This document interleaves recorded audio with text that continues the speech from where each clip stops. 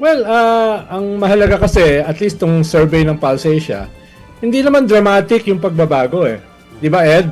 Statistically, wala naman Actually, change eh. ang sabi ni Ronald Holmes, parang basically almost unchanged yung numbers. Basically.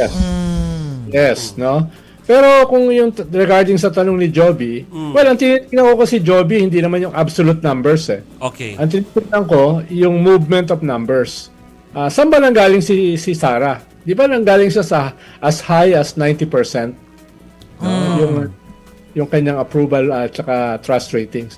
So medyo medyo may pagbaba pa rin, no? Kumbaga hindi pa niya nababawi yung nawala sa kanya dun sa kanyang pinakamataas nung nagsimula yung 2022.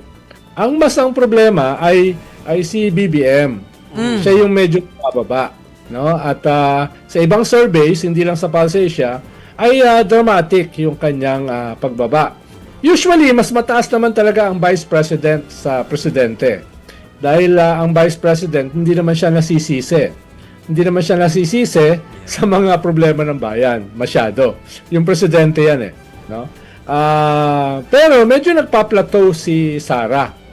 No? Hindi naman siya dramatically tumataas. Hindi rin siya dramatically bumababa. No? Siguro masyado pang maaga para sabihin kung siya ay nagpa-plateau. Kaya nga sabi ko medyo lang. Mas ang delikado ay yung presidente. Dahil kung patuloy siyang bababa, alimbawa sa mga next cycle, baka mag-free fall siya. Wag niyong kalimutan, no, nag-free fall si Gloria Macapagal Arroyo, bumaba siya hanggang negative 56. Wow. No? And wala kang powers to very- Hindi ka pwede mag-anoint. Tama ba ako? Parang mawawalan ka ng ganong ganansya na. Tama ba yung word ko? No, yeah, anointing is... Wala kang anointing powers at least na matibay-tibay. Yes, kaya nga yung inanoint ni Gloria Si Macapagal Gibo. Arroyo, yung Villarroyo at saka si Gibo, nasa dulo sila.